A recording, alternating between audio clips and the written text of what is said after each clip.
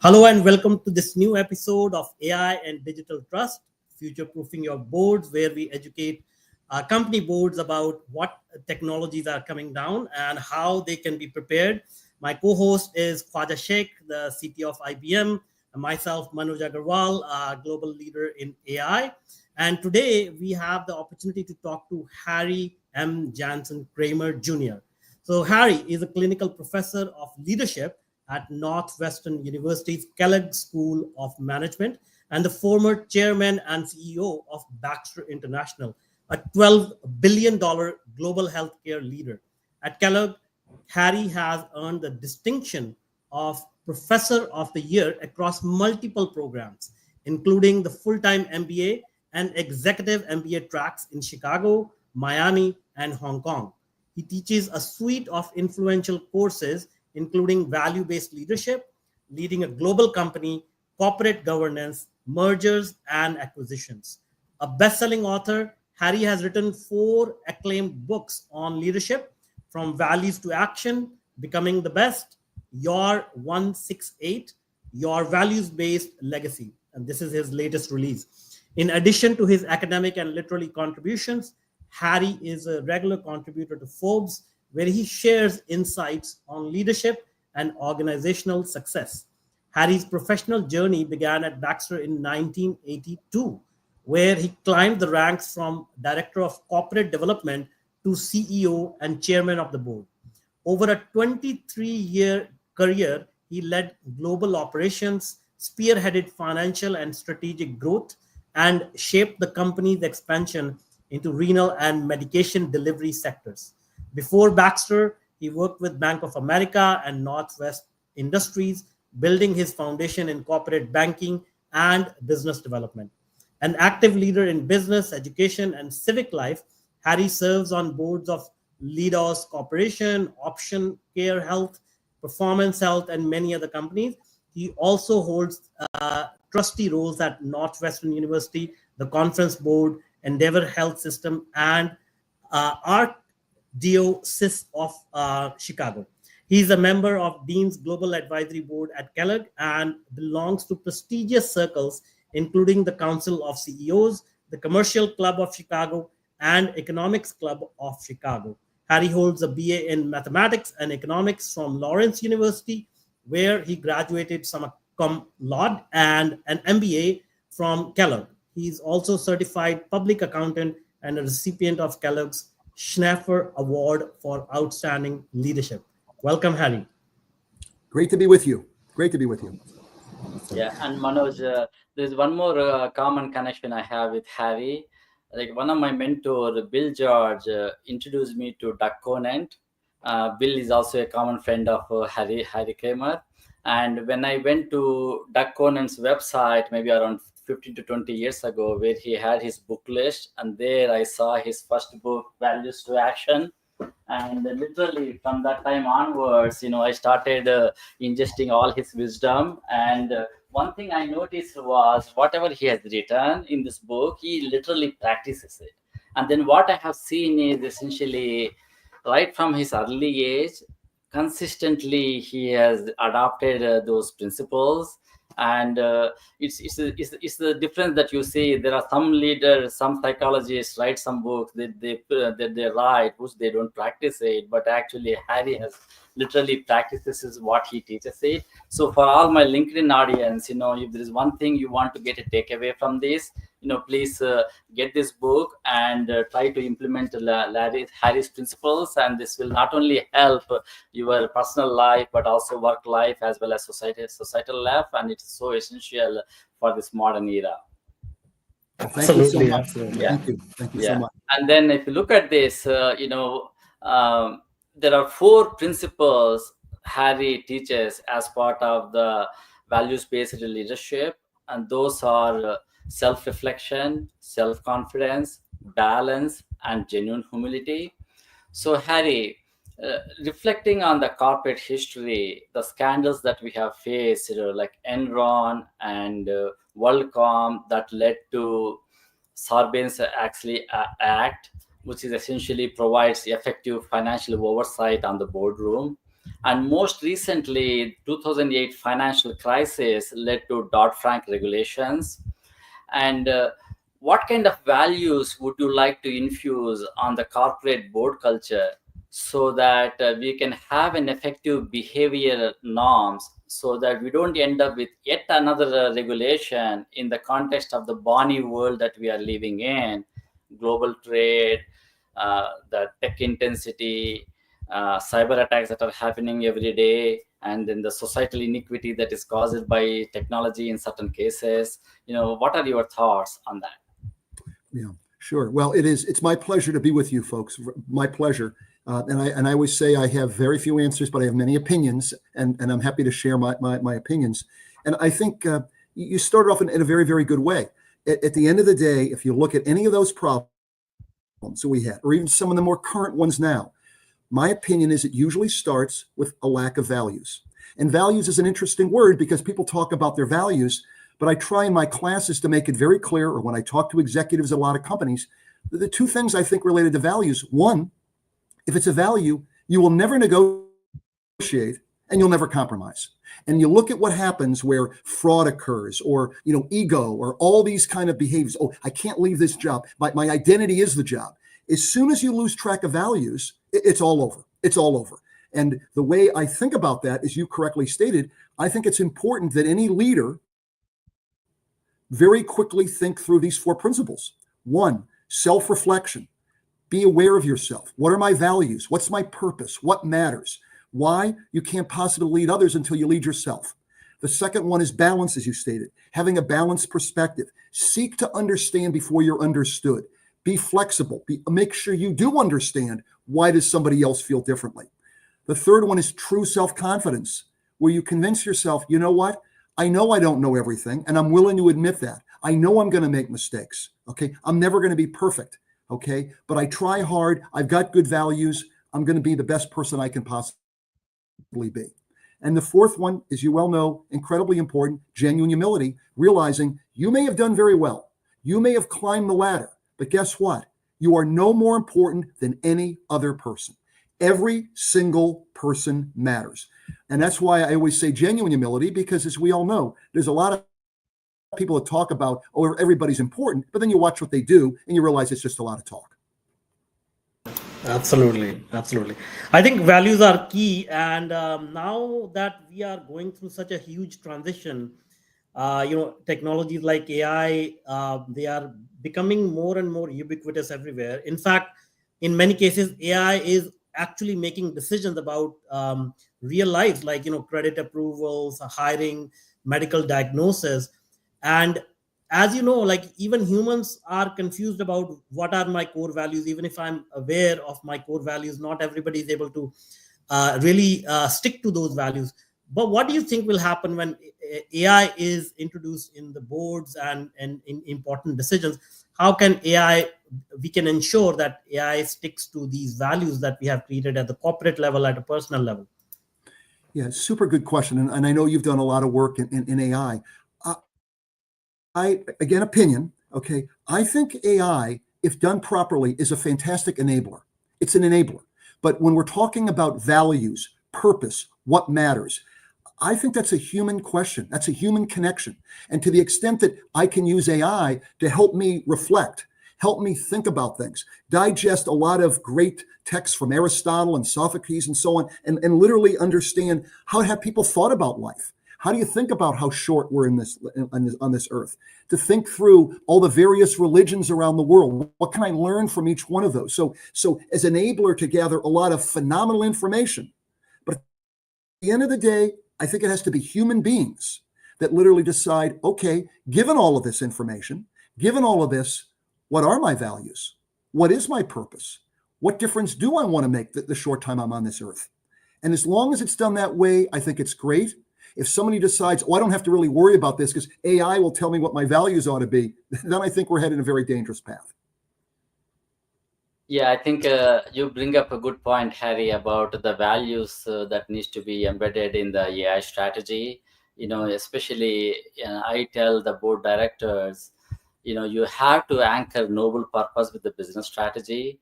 Like, for example, at IBM, we saved $3.5 billion by implementing AI within IBM. The way we did was we improved employee experiences using AI. Happy employees will create better products, and better products will create better happy customers, and happy customers will create more referrals, and more referrals leading to more revenue, revenue leading to more shareholder value. So when you embed values, then it's basically the opportunities is for all. Well said. And I love, again, because this goes back to this balance issue, right? I mean, every time in fact, I always used to tease, if we were in a class together now, I always say, any question I ask, if you answer yes, you get partial credit. Are we going to focus on generating shareholder value? Or are we going to make sure that we run the company with strong values, are socially responsible? Yes. And by the way, as you said, if I've got the right values, that's going to help me generate very good people. That's going to be the kind of company my customers are going to want to deal with. And strong values, strong people, strong customers, I will end up with shareholder value. The mistake a lot of these companies make, and some of those bad situations that you talked about, is they get so focused on generating value and so focused on generating a stock price that they forget the fundamentals, that if it's not based on a strong foundation of values, you've got nothing at all. And people just don't seem to understand that very well, which is the reason I teach this. Yeah, this is such an important foundational question. I think not just for leadership in companies, but also leading our personal lives and personal relationships, right? So as AI and automation starts to kind of influence the world around us, which is already happening at an exponential rate, but more and more in the next few years, like we will see basically all companies becoming technology companies. So how do you think how do you think boards should retain that human element? Because even in our previous questions, you brought up that humans need to be the driving force in all major efforts, and it's a slippery slope, because when some technology makes it convenient, we can just delegate all the decision making to them. So what will be your advice to leaders who need to lead the company with a human value, with the human element still intact? Yeah, super good question. And that's why I'm a great believer in that the first thing that needs to happen is that every person, and I love something else you said, it isn't just the leader, it's every single person in the company. When I was running Baxter, we had 55,000 team members. I don't use the word employees, 55,000 team members in 103 countries. Okay. And my mission and the mission of everybody in the company was to make sure every single one of these 55,000 people realized that they could have an impact on the company, that we were expecting them to live to the values of the company and to do the best that they could. And very interesting, very often somebody may say, oh, well, Harry, I'd like to do that, but I don't have anybody reporting to me, and they don't report to me. And as you folks know, and I teach this all the time, leadership has nothing to do with titles and organizational charts. Leadership has everything to do with the ability to influence people. And the only way you can influence people is you have to be able to relate to people. So if I can figure out a way to truly relate to you, have you know and me understand what the values are, what the purpose is, I appreciate you, what motivates you, and I can demonstrate that. Well, whether you report to me or whether I report to you, or you're 4 levels up, or you're the CEO and I'm an analyst, I have the ability, through my ability to relate and convince you, I have absolutely no motive other than to do the right thing, live the values, and positively impact the company. And I think when people start to understand that, they realize, wow, I can play an enormous role. I don't have to wait for somebody else. I can do that, and I can make that happen. And that includes, as you said, that includes everybody in the company. It includes everybody on the board. It includes everybody in the whole ecostructure. Yeah, Harry, I think this goes back to, there are some bad actors out there. Every day we see the cyber attacks and ransomware attacks and data breaches, etc. So my question is on cyber security. The SEC fell short of requiring cyber security as a mandatory expertise on the boardroom. Yeah. And you will appreciate it, especially with your finance background. both the NASDAQ and the New York Stock Exchange require at least one or two board directors with financial expertise, so that they can provide the effective financial oversight. Don't you think that we also need cybersecurity as a mandatory expertise on the boardroom? And again, when I say cybersecurity, I don't necessarily say a solo expertise. I say T-shaped skills, with where you have a deep cybersecurity expertise, but also a broader understanding of the industry that a board member is trying to help, or maybe some strategy or some talent expertise, so that they can effectively oversee. So that, do you think that this lack of cybersecurity expertise on the boardroom is one of the root causes of so many cyber attacks that we are having, causing the value destruction in the companies today? Super good question. So here I got a series of opinions, and now having been on so many boards, I won't mention names, but I can tell you who's done this well, who doesn't, in terms of the thought process. And it may be worthwhile to take a step back to think about what you want on a board. Okay, if you think about a board, and you folks I know are very knowledgeable, you want a group of people who literally are in charge of governance of the organization, who can hold the CEO responsible, and literally over time can help advise, challenge the management of the company in a positive way. So what you need on the board, in my mind, are well-rounded senior people, which is much diversity as possible. So you don't have any groupthink. You have as many different perspectives as possible. And when I say diversity, I'm not just talking about age, gender, race. I'm talking about everything related to different expertise. However, the piece that I'm very sensitive to, and you started with the finance one, on every board I'm on, I've been the chairman of many companies, I always say, I'm not looking for a finance person to put on the board. I'm looking for a well-rounded, seasoned executive who's got the ability to understand the marketplace, the environment, competition, innovation, who happens to be a finance background person. So, same way in my mind works for AI. I think the same thing works for cybersecurity. I think some companies have made a mistake, another opinion. Oh, Joe is a cybersecurity expert. We're going to put him on the board. Well, if this guy doesn't understand anything about strategy, development, dealing with the press, dealing with investor relations, whatever, that's going to be a disaster. And so therefore, I'm encouraging organizations to find well-rounded business executives that have significant experience in cybersecurity. And I think the more that can take place, the better off we're going to be. In the meantime, while board's saying, boy, I don't know if we can find many of those people, well, then I would argue the board should have access to consultants who could come in and make presentations to the board to help educate them. Because again, I want to always be really open with you guys. I'm very sincere. We can talk about anything. Here's part of the problem. I believe it's true that the average age of a board member for an S&P 500 company is 65 years old.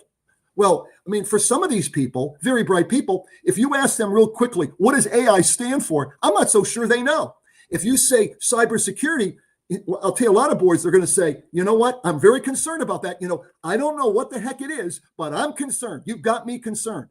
So more than anything, there's got to be a substantial increase in education, right? And I mean, it's like everybody on a board, think about it this way. If you're on a board and you're a well-rounded business person who's good at marketing, but you don't have much financial expertise, what do? You send them for a week or two to Kellogg, not to put an advertisement for Kellogg, to go through training for 2 weeks on understanding financial statements, okay? But right now, we've got a lot of boards out there, who have had virtually no exposure, okay? But yet there's this perspective of, yeah, that's an issue. And by the way, I think the same thing is true, and you guys have more knowledge of this than I do. There's a lot of well-intentioned companies that the CEO and his top 10 people, they're good people, but they don't know much about it. So they better get educated first, okay? And then we got to get the board educated. But I got to tell you guys, and you live it, you know it, we got a lot of work to do. I mean, just look at the number of incidences that are happening, okay? This is a major, major problem. But we got to get from, I'm really, really concerned, to, okay, what are you going to do about it? And are we prepared to do something about it offensively rather than playing defense? Yeah, Harry, Excellent I one. think this is fascinating insights, Harry. We have the CEOs, board directors, as well as chief operating officers, CIOs, CTOs, the change agents, systems architects on the LinkedIn Live here. So, Oh, good. so help us educate. Let's take a scenario of the board. The CEO, the lead director listened to your conversation just now. Yeah. Help us out how the process goes through in the board, the interaction between the lead director, general counsel, and nomination and governance committee chair. Yeah. How do they make sure that they not only look for skills for today but also for tomorrow? Educate us the process that you have seen, the best practice that you would like to recommend. Sure. Okay. Wow. There's a whole. We're gonna have to have a couple of these calls. Okay. There's a lot to this. Okay. So, and you guys raised phenomenal good questions. So the first step in my mind is we have to get the board educated.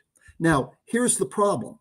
A lot of the people, and you guys know this better than I, a lot of the people that are experts in this, they come in, and I've seen this. They come in. They got this great PowerPoint presentation.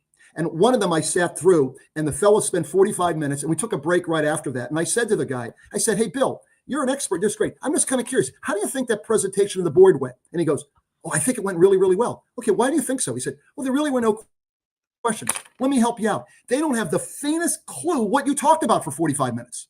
To which this guy made the mistake of saying, well, Harry, they need to do that. And I said, let me help you out. And here's how open I am, okay?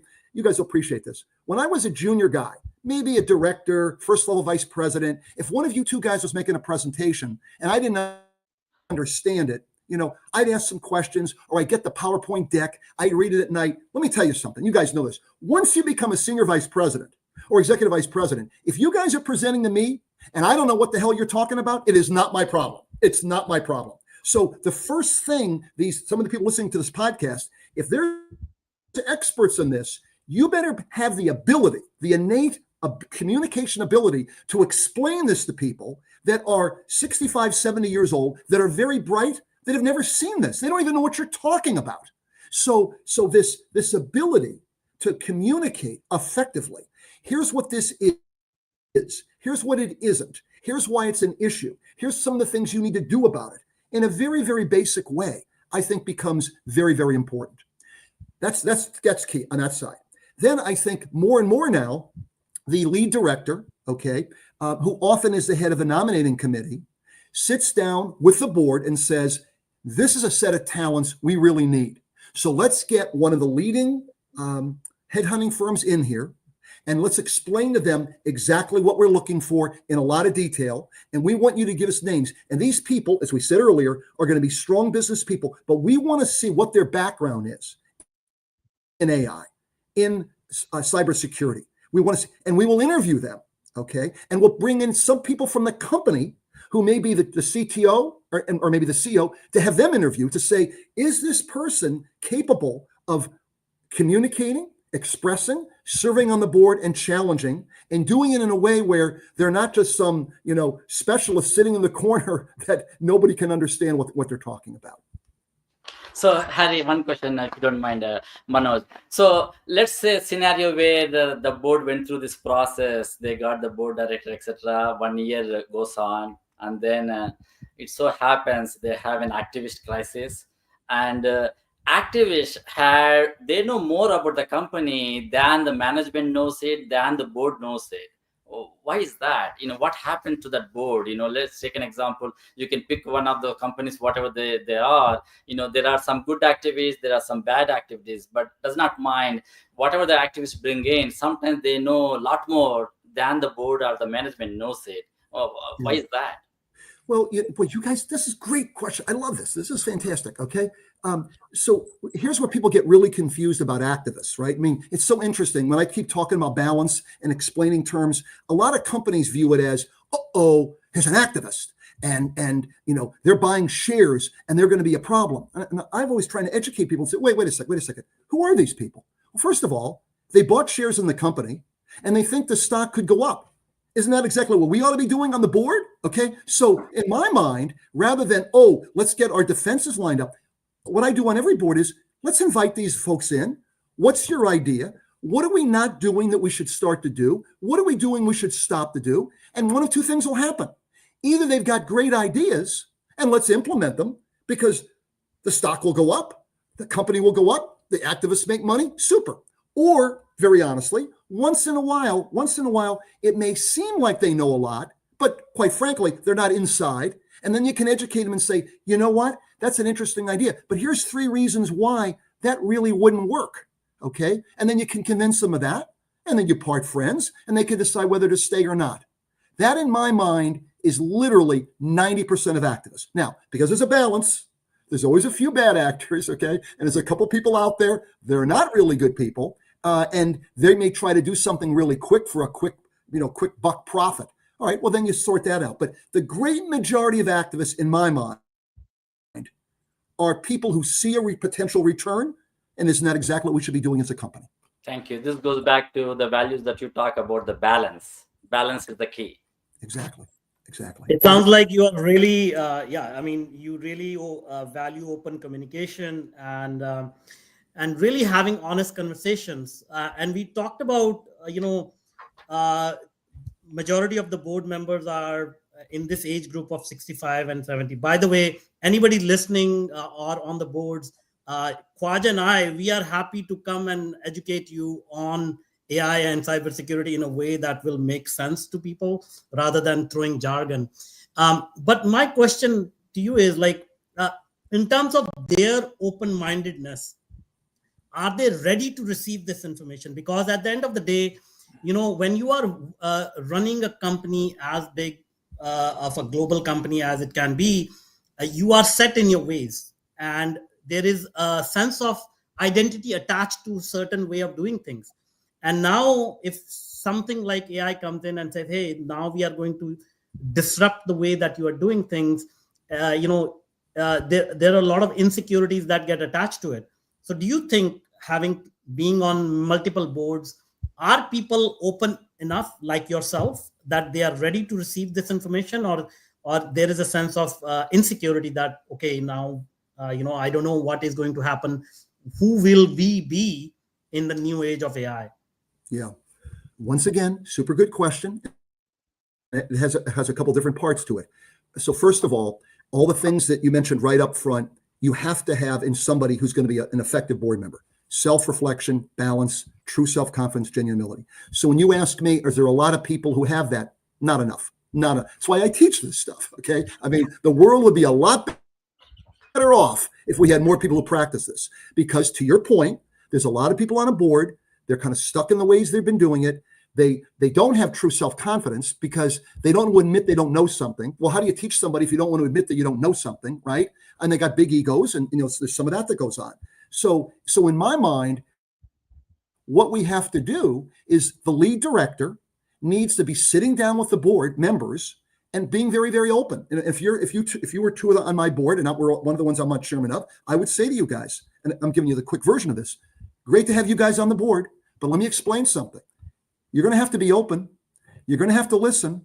You have to be willing to change your mind about something you've done a certain way for 30 years, because this AI thing is coming in like an express train, okay? And I need you to be open and honest and flexible. And quite honestly, I'm sure you two guys will. I'm sure you will. But just on the offhand chance that you can't, then it's going to probably be best that you leave the board, okay? And I've got this little expression that I use as to what you can do to simplify your life, a little bit of advice for everybody.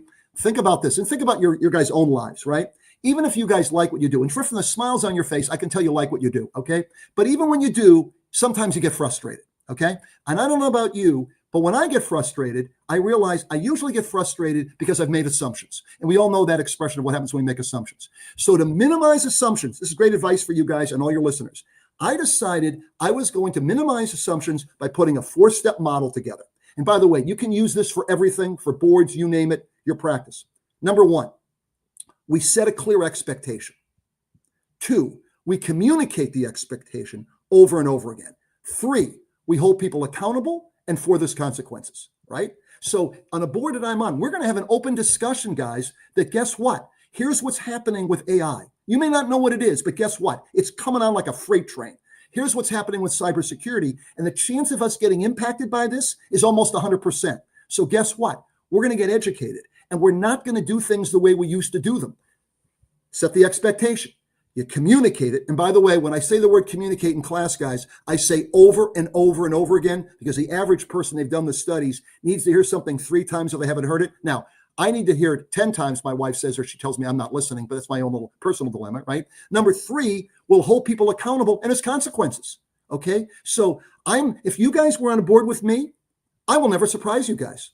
And if I have to call you into my office and say, you know what, you're going to have to come off the board and you're surprised, well, then guess what? I wasn't very values driven. I will never surprise you guys. I'm going to let you know what the expectation is, and you got to follow through. And one other thing you said, which I thought was a great comment, people get used to thinking about things a certain way. And by the way, think about it. These are all successful people. The majority have been either a CEO or a senior level executive, whatever. So they've been successful. So there could be a little bit of, well, why change? And by the way, because I always love to give credit to people who deserve it. I don't know if you're familiar with Adam Grant, a professor from Wharton. Somebody gave me one of his books that I was reading on an airplane coming back from New Delhi. It's very simple. I love the simplicity. It's literally called Think Again. And the beauty of it is, I just loved it. I may have done things a certain way. It worked successfully for Baxter 25 years, and it really rang the bell. We did really well. Well, guess what? But there's a lot of things that are changing. So why would I assume I'm going to do it the way I used to do it? Why would I lock myself in? So this whole idea of, guess what? Here's the way I did it, but I'm listening to you two guys. That sounds like a better way to do it. Forget what I said. Why? Because as leaders, we have no need to be right. We're trying to do the right thing. And if it makes sense to change, we're going to change.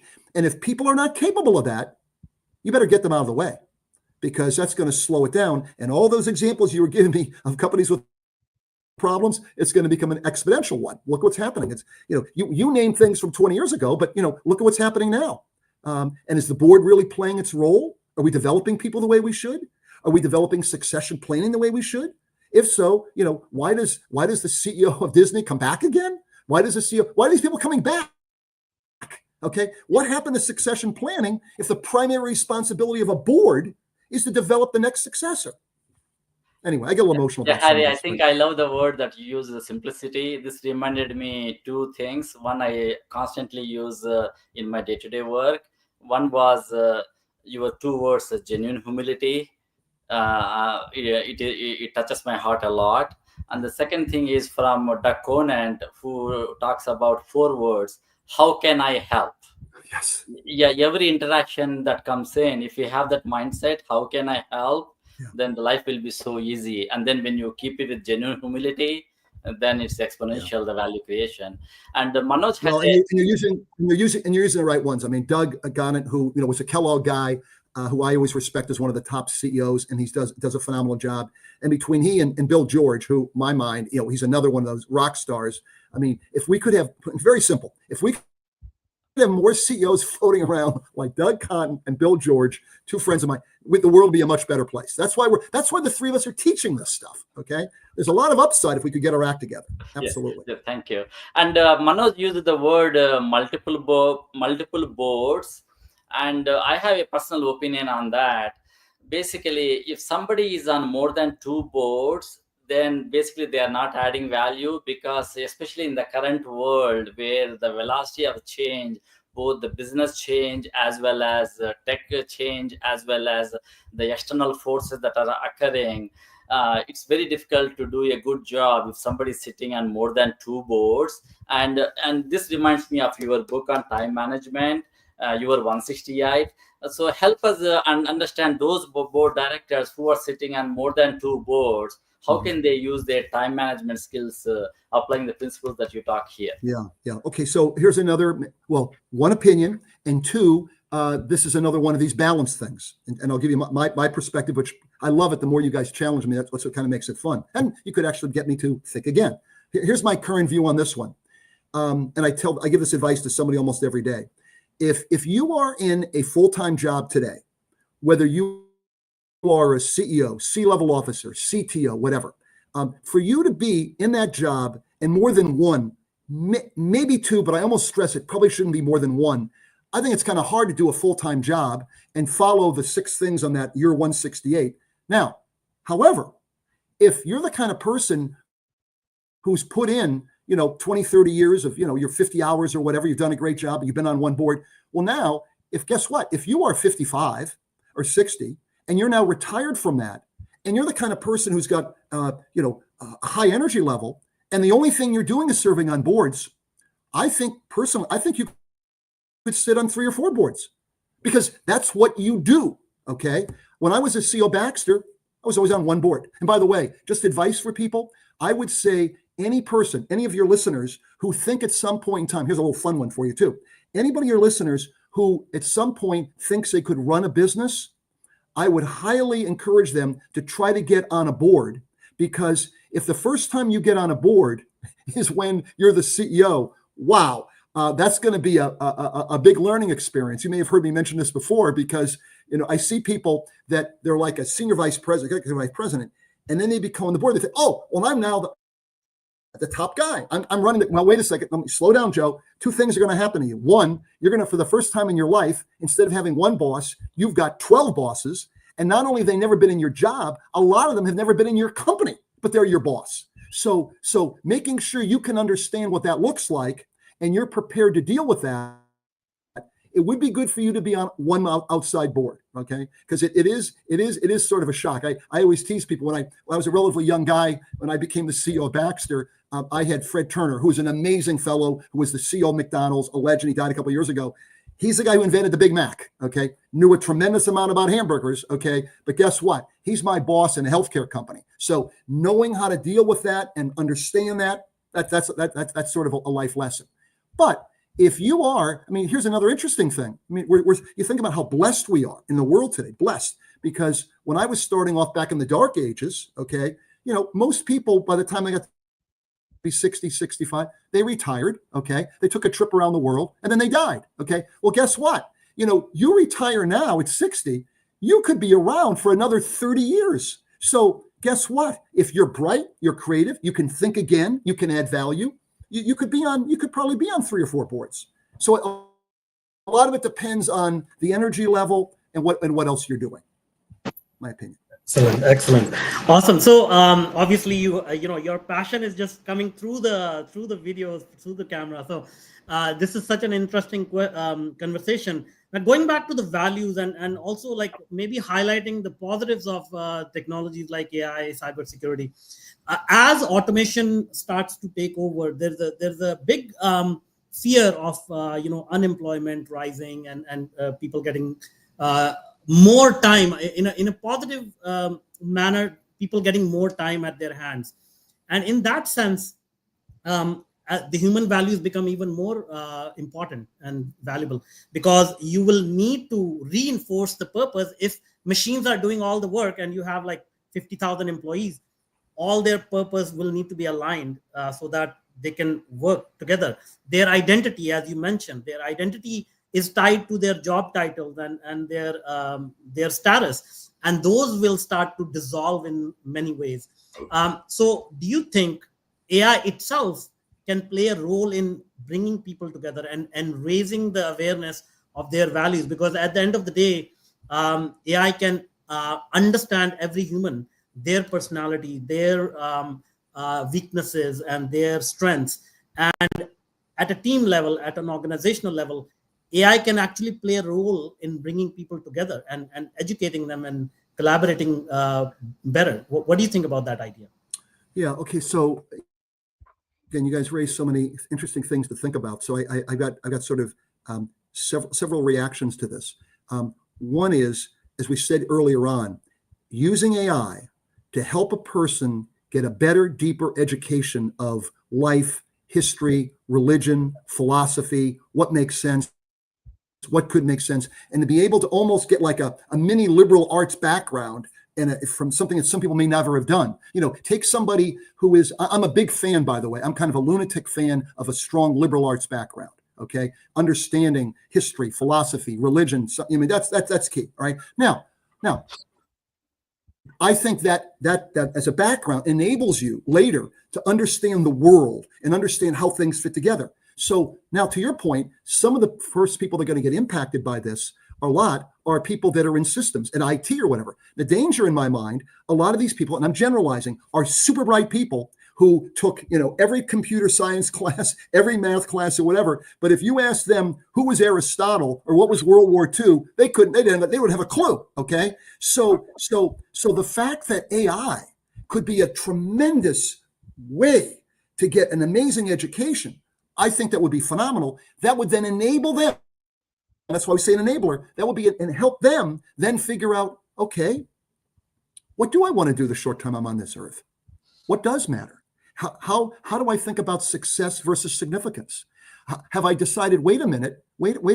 No, my identity is not going to be my job. That's just what I'm happen to do now. In fact, I educate people now. When I was at Baxter, if the three of us were at O'Hare Airport in Chicago and we're going to San Francisco and I sat next to you guys, you'd probably find out that I live by Northwestern University and I have 5 kids. And maybe you'd find out that, I happen to work at Baxter. I have no reason to let you think I was the CEO and chairman of the company, because that's just what I was happening that time. And the reason you raise a great point, a lot of people have struggled with this. When I left and became a teacher at Kellogg, I'd have people saying, but Harry, you're no longer the CEO. Well, yeah, that's kind of what I did for all. Well, Harry, how big of a staff do you have? Staff? If I'm teaching a class with 70 students, I'm at a copy machine making 70 copies of a Harvard article. I'll get back to you. And I never hear from them again. So a lot of people, their identity gets caught up in that. Now, another thing you mentioned, and I'd like to turn this around, maybe get you guys tell me your view on this piece, because I kind of wonder whether I'm being naive about this. And because remember, I'm a history guy. So I'll tell you the history, but I may have to think again. So I would kind of rely on you guys. I could learn something from you folks here. Here's what my thought. Anytime, once again, AI, what is it for me? It's about balance. So rather than, oh my God, this is terrible, we got to stop it, or whatever, or it's the answer to everything, we need to do, no, guess what? There's a balance, right? And the balance on this one, I'd be curious for you guys. Maybe I'm being naive. I think AI, based on what I've learned so far, and I've been trying to read quite a bit, and by the way, I'd like both of you to either send me a few articles or a book that you would recommend that I could read and understand. Okay. But my going in position is, it seems as if there will be a lot of jobs that will go away. However, human beings are phenomenal in finding out other things to do. And being a history guy, back in the old days, when the Industrial Revolution came in, oh my God, what are all these people going to do because we don't need as many farmers? Okay. Well then, oh my goodness, but no, now the internet's coming. Well, guess what? We created millions of jobs that we never even knew existed. I mean, all these people that are making games now and we never did any of that stuff, because we used to sit and play Monopoly on a plastic board, right? So I'm of the view there's so many additional things we could figure out. I think we could probably use hundreds of thousands of people to figure out, what are we going to do with climate change? What are we going to do to figure out how to take all the salt water and make it purified water? There's so many things we could do, that this idea that we're going to have millions of, I'm reading some of these articles, we're going to have 100 millions of people all over. Really?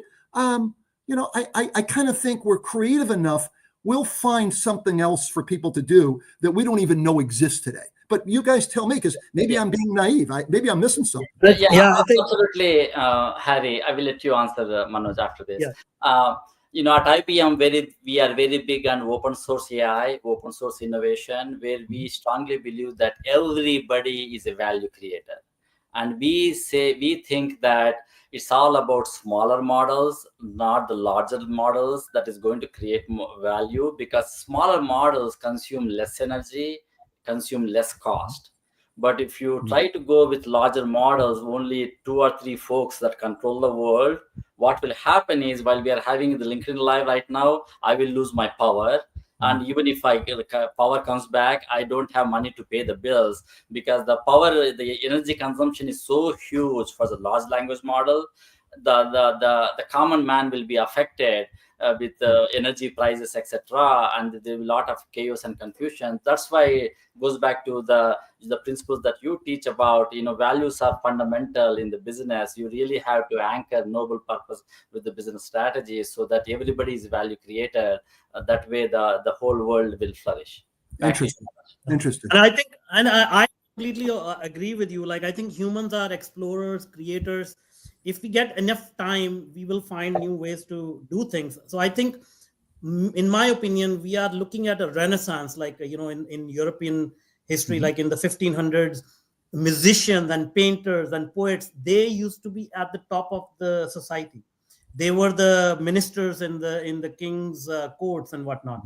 So I believe that era is going to come back. In my opinion, you mentioned, consultants come in and they present a presentation on a PowerPoint. I can see in a few years there's going to be custom music created to convey the idea. So Wow. there will be somebody coming in from McKinsey with a custom musical presentation with a movie, and so that it can really immerse all your senses into the message they are trying to convey. Fantastic. Fantastic. Yeah, that makes a lot of sense. Yeah, Harry, I think Manoj mentioned about employment, about the talent. It reminded me another question. I strongly believe talent drives everything: strategy, risk, and good tech. And one of the leadership guru, John C. Maxwell, says everything rises and falls on leadership.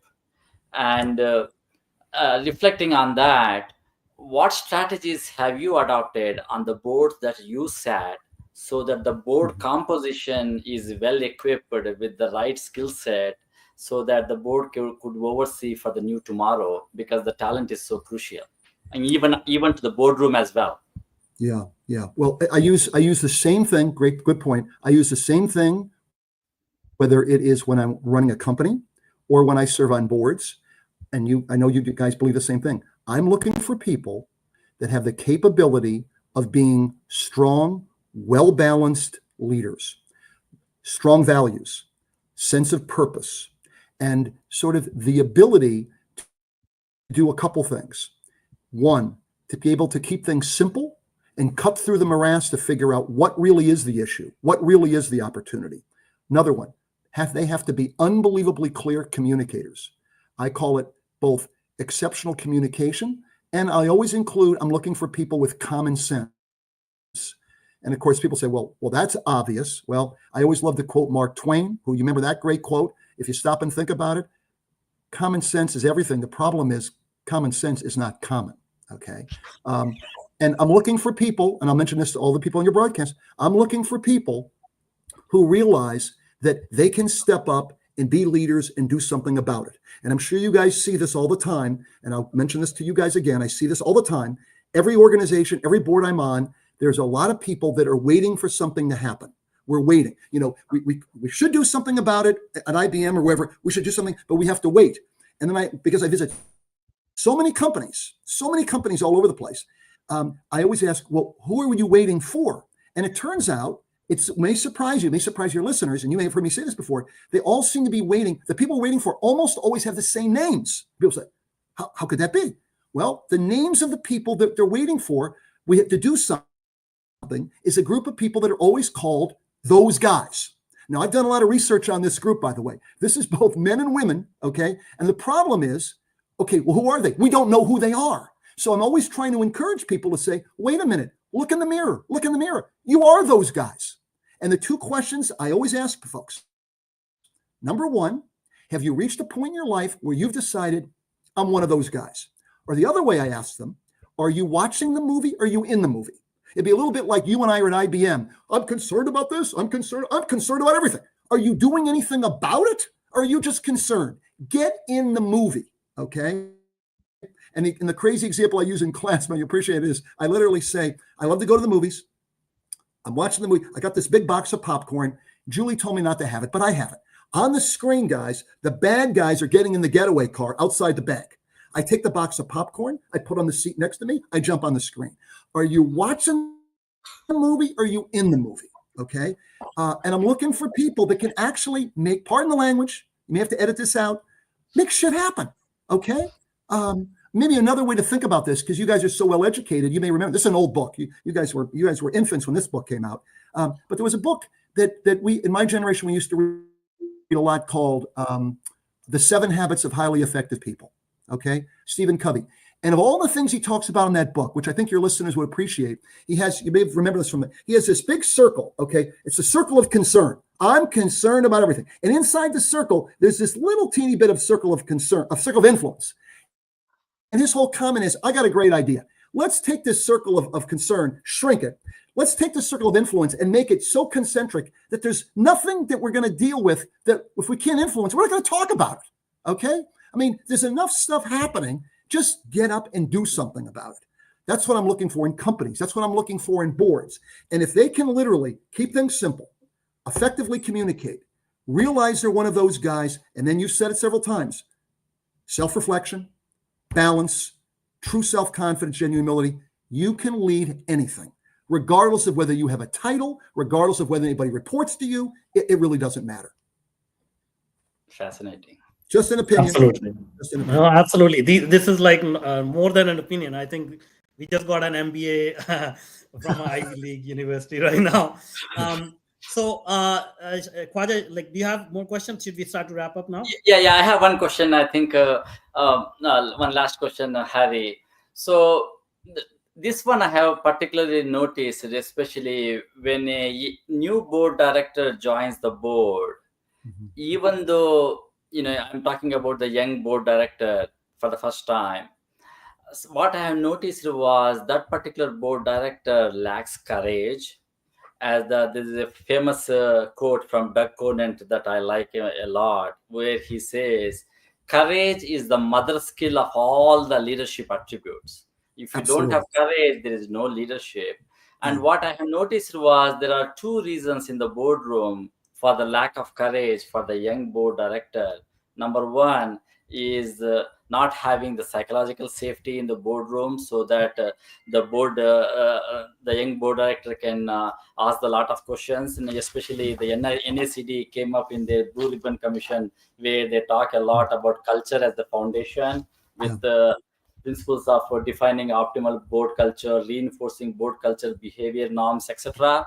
And then the other piece is essentially the onboarding of the board director, so that they're assigning the mentor, so that the new board director can understand the politics, the board dynamics, etc.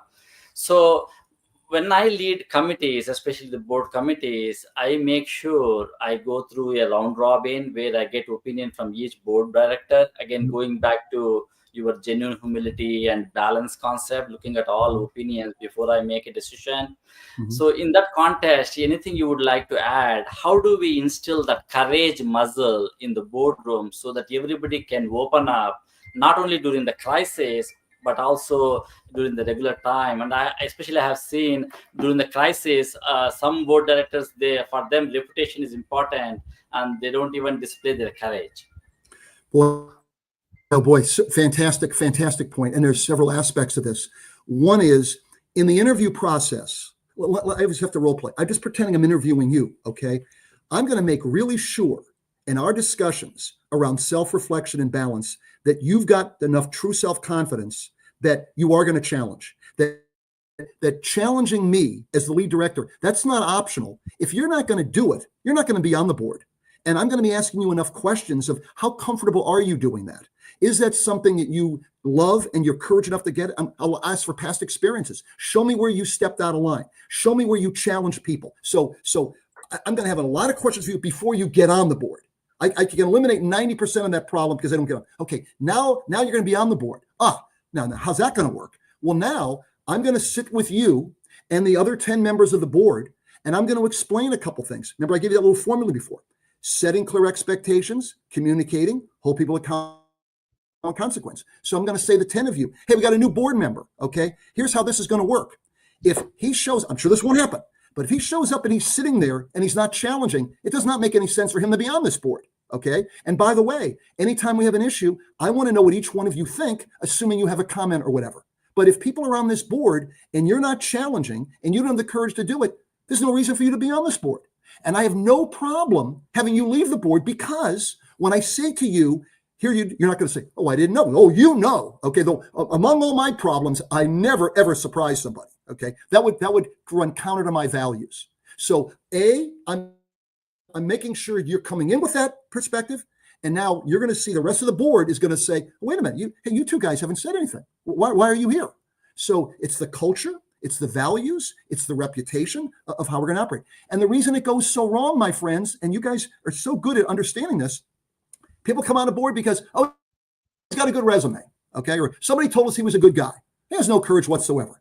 Or they get on the board, they've never been on a board before, and they don't have the background. I never will put somebody on a board with it. They got to spend 2 or 3 full days at that company, meeting the senior management, reading the strategic plan, reading. I mean, to assume somebody walks on the board and they got good questions, how could you possibly do that, right? So it's education, it's discipline, focus, and following through.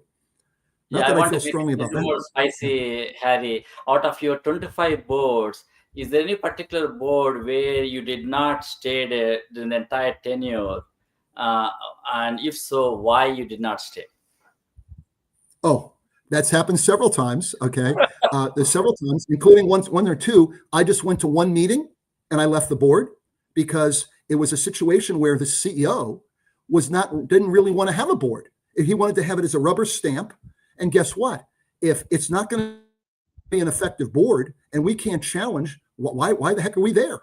So, but again, you set the clear expectation. You make it clear up front so that you minimize the confusion. But it happens a lot. It happens a lot. So. This is amazing. Thank you so much for your presence, for your wisdom, and making it so interesting and entertaining as well. Because your people, when they feel the passion, they listen. So as you said, being an excellent communicator is it goes a long way in all fields. So clearly, you have mastered that. Now, before we let you go, can you tell us if people want to connect with you, they want to collaborate with you, what is the best way to get in touch with you? Sure. Well, it turns out that my Kellogg students a couple of years ago, as I think you guys know, set up a website for me that's just harrykraemer.org. So if you send that out to people, interestingly enough, it's kind of fun. They said, we're setting up this website. And I said, I'm almost 70. I don't know if I need a website. I said, these students, they got so enthusiastic. We're setting this thing up. And so but then some guys on my board said, hey, that must have been expensive. What did that cost? I said, these students just set it up. I said, well, you better pay them. And I said, what do I owe you? And they said, we want you every Monday night to send out 500 words to us on an issue of one of the questions, just like all the great questions you're asking. And then we'll put it up on this. Harry, you don't have to do anything other than sending us an email. But the fun part of it is it happens. I've been doing this now. If you go to harrykraemer.org, it's all there, the reflection questions, whatever. But the surprise to me was every day now, I was happening in the hotel lobby before. There was 2 women who came up to me and said, oh, I saw your latest thing on LinkedIn and Facebook, Instagram. I said, I'm not on this. I said, no, you're on everything. Okay. So these guys are putting this stuff all over. So if people want to follow this on LinkedIn, that's great because I know how seriously you guys take this value-based leadership. I look at this as the more people we can impact, the more people we can reach out to. I mean, I know you guys are doing this, the better. So get people to follow it on LinkedIn. And by the way, if anybody has any questions on that harrykraemer.org, there's a place you can submit a question. And I'm on airplanes all the time. I respond to every question. People say, well, who's answering these? It's just me. It's just me because I love doing it. So awesome. all very good. Love spending the time with you guys. Happy to do it again sometime. And the last comment I'll make to you two, and all the listeners, no pressure. You are those guys. Make it happen. And also one last thing is whether you are the manager at your company or a CEO or a CIO, CTO or CISO or the board director, make sure you have these 4 books that Larry has written. Make this as a required reading and let's change the world for greater good. Well, I sincerely appreciate that. You guys have been great. And he pointed it out that they follow, and all the ideas came from students, as you know. The first blue book was, how do you be an effective leader? Then people said, well, how do you run an effective organization, which was the red book. Then people said, well, how do you live a value-based life? That was the yellow book.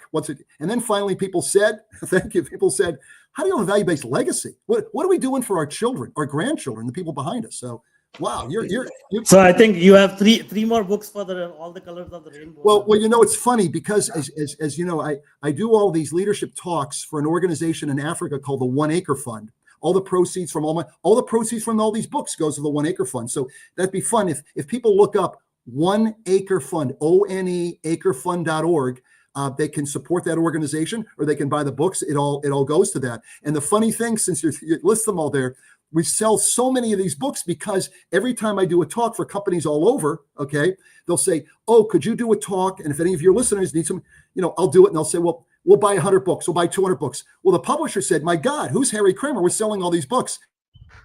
So the fun part of it is the very first one, the blue book, they said, this is 6 months ago, we want you to do a second edition of that book. So the last thing I'll say to you, in fact, you're the first people I'm telling this to. Remember, you see how it's like white on blue, the first book? They're doing a second edition. It comes out in November, and it's going to be blue on white, the second edition. Focused a lot more, by the way, on the issue of self-reflection, balance, and a little bit of the impact related to AI and some of those issues. So amazing. We'll put those links even for the fund in Africa. We'll put that in the show notes. And then when you send it out, if you send me a copy of the whole thing, I'll put it on my my website and stuff as well. If you want me to do that. Absolutely, we'll do that. Thank you so much. And again, it was a great conversation. Thank you for sharing your wisdom and being with us today. Thank you. Great being with you guys. Thank you.